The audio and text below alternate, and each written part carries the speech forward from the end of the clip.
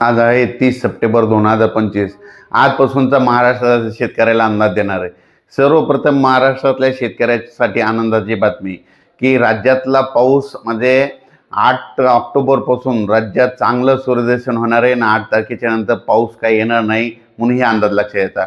पण राज्यातल्या सर्व शेतकऱ्याला सांगू इच्छितो की आज आहे 30 सप्टेंबर, 30 सप्टेंबर, 1 ऑक्टोबर, 2 आणि 3च्या दरम्यान राज्यात 4 दिवस चांगलं सूर्यदर्शन राहणार आहे म्हणून हा अंदाज लक्षात यायचा.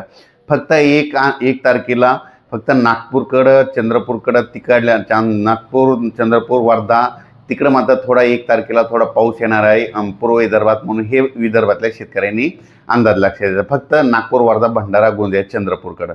पण राज्यात काय परिस्थिती राहणार आहे तर तुम्हाला एक सांगू इच्छितो. आज आहे 30 सप्टेंबर. 30 सप्टेंबरपासून ते 3 ऑक्टोबरपर्यंत राज्यात हवामान कोरडं राहणार आहे, सूर्यदर्शन राहणार आहे म्हणून हा अंदाज लक्षात यायचा. मग त्याच्यानंतर पावसाची परिस्थिती काय राहणार आहे, कारण की शेतकऱ्याचं सोयाबीन काढणी झालेलं आहे.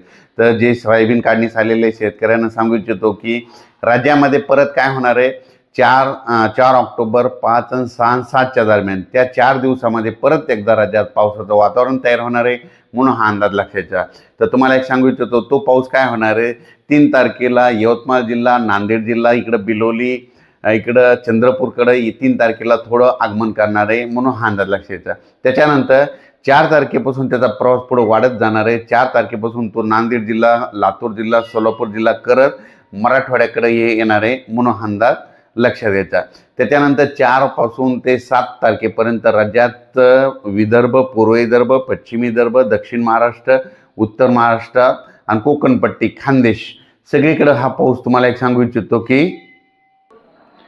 की नांदेड जिल्हा, हिंगोली जिल्हा, यवतमाळ जिल्हा, परभणी जिल्हा, लातूर जिल्हा, धाराशिव जिल्हा, बीड जिल्हा, जालना जिल्हा, हिंगोली जिल्हा, इकडं बुलढाणा जिल्हा, अकोला, अमरावती, वर्धा, नागपूर, भंडारा, गोंदिया, त्याच्यानंतर बुलढाणा जिल्हा, त्याच्यानंतर संभाजीनगर, अहिल्यानगर, त्याच्यानंतर पुण्याहून त्याच्यानंतर इकडं मुंबईहून त्याच्यानंतर सांगू इच्छितो की नंदुरबार, धुळे, जळगाव, नाशिक हा पाऊस काय होणार आहे 4 तारखेपासून ते 7 तारखेच्या दरम्यान पडणार आहे म्हणून हा अंदाज लक्षात.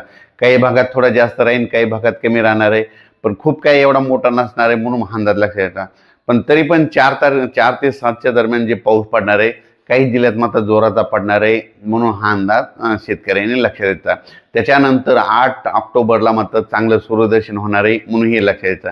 आणि शेतकऱ्याला एक मी म्हणत असतो ना की पाऊस निघून जाणार हे कशाने ओळखायचं तर निसर्ग संकेत देतं की आज देखील औंढा तालुक्यामध्ये बऱ्याच ठिकाणी जाळेधुई दिसली. त्याच्यानंतर 2 तारखे म्हणजे त्या दिवशी 28 तारखेला पूर्णा तालुक्यात बऱ्याच ठिकाणी जाळेधुई पाहायला मिळाली. जाळेधुई आल्याच्या नंतर कंप्लीट 12 दिवसाला पाऊस निघून जातो हा निसर्ग सांगतो म्हणून सगळ्यात महत्त्वाचा हे अंदाज सगळ्यांनी शेतकऱ्यांनी लक्षात द्यायचा. नसा काय होते शेतकरी उगत तज्ज्ञांची वाट बघत बसतो पाऊस कधी निघून जाणार. पण सर्वप्रथम सांगू इच्छितो आता जाळेधुई दिसली समजा ह्या 2 दिवसात परत आणखी जाळेधुई दिसली की लगेच आपण म्हणायचं आता 12 दिवसाला पाऊस निघून जाणार आहे. हे अंदाज निसर्ग शेतकऱ्यांना देते म्हणून सगळ्यात महत्त्वाचं हे लक्षात द्यायचं. त्याच्यानंतर शेतकऱ्याला सांगू इच्छितो की 8 ऑक्टोबरपासून राज्यात चांगलं सूर्यदर्शन होणार आहे. मग त्याच्यानंतर परत पाऊस काही येणार नाही. मग तुम्ही तुमचं सोयाबीन बी काढू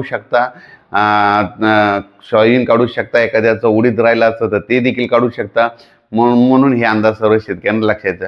फक्त राज्यात आता फक्त 4 सप्टेंबर, 4, 5, 6, 7 या 4 दिवसात राज्यात आणखीन पावसाचं सावट राहणार आहे म्हणून हा अंदाज लक्षात येतं. त्याच्यात सांगायचं झालं तर हा पाऊस जास्त मग परत एकदा 4 तारखेला परभणी जिल्ह्यामध्ये आहे, एकदा नांदेड जिल्ह्यामध्ये आहे, हिंगोलीकडं आहे, त्याच्यानंतर इकडं बुलढाणा जिल्ह्यात देखील पडणार आहे, त्याच्यानंतर जळगाव जिल्ह्यात देखील पडणार, जालना जिल्ह्यात देखील जास्त आहे, बीड जिल्ह्यात देखील जास्त राहणार आहे, लातूरकडे एक जास्त राहील, त्याच्यानंतर अहिल्यानगरकडे एक जास्त राहील आणि त्याच्यानंतर नाशिककडं आणि उत्तर महाराष्ट्राकडे जरा जास्त राहणार आहे. म्हणजे नाशिक, नंदुरबार, धुळे, मुंबई ह्या पट्ट्यात तिकडं जरा झुकतं माप राहणार आहे, जरा जास्त राहणार आहे म्हणून हा अंदाज लक्षात घ्यायचा. म्हणजे सांगायचं झालं तर 4 सप्टेंबर ते 4 ऑक्टोबर ते 7 ऑक्टोबरच्या दरम्यान काही जिल्ह्यामध्ये पाऊस जरा जास्त पडणार आहे. आणि सांगायचं झालं द्राक्ष शेतकऱ्यासाठी आनंदाची बातमी, राज्यात म्हणजे 8च्या नंतर परत पाऊस आता जास्त काही येणार नाही, म्हणून हे सगळ्यात महत्त्वाचं आहे. पाऊस आता निरोप घेतोय, म्हणून हा माझं तर म्हणणं आहे हा शेवटचा पाऊस राहील. कारण की 8 तारखेला चांगलीच धुई येणार आहे, मोठी धुई येईल. अशी धुई येईल की रोडला देखील असं काही दिसणार नाही. काही जण धुई म्हणतात, काही जण धुके म्हणतात, म्हणून हे देखील लक्षात द्या. 8-9च्या दरम्यान अशा धुई धुके राहील आणि त्याच्यामध्ये जाळे देखील दिसेल. मग तसं दिसलं की समजायचं, ज्या भागात दिसलं की समजायचं आता पाऊस निघून चालला. हे सगळं निसर्ग सांगतंय, म्हणून हे अंदाज सगळ्या शेतकऱ्यांनी लक्षात द्यायचा. आणि ज्यांचं कोणाचं आता ह्या 1-2 दिवसामध्ये जर खडकाची जमीन असली सोयाबीन काढायला आला असेल तर तुम्ही तुमचं काढू शकता. कारण की आता आज 30 तारखेपासून तर 3 तारखेपर्यंत चांगलं ऊन पडणार आहे, दिवसभर कडक ऊन राहणार आहे, काही पाऊस येणार नाही. फक्त काय असतंय तुम्हाला एक सांगू इच्छितो, स्थानिक वातावरण तयार होऊन अर्ध्या तासाचा 22 मिनिटाचा, 15 मिनिटाचा, 10 मिनिटाचा पाऊस पडतो, म्हणून हे लक्षात येतं. पण एवढा नदी नाले पूर येणारा सध्या तरी महाराष्ट्रात पाऊस 3 तारखेपर्यंत येणार नाही, म्हणून हा अंदाज सर्वप्रथम शेतकऱ्यांनी लक्षात द्यायचा.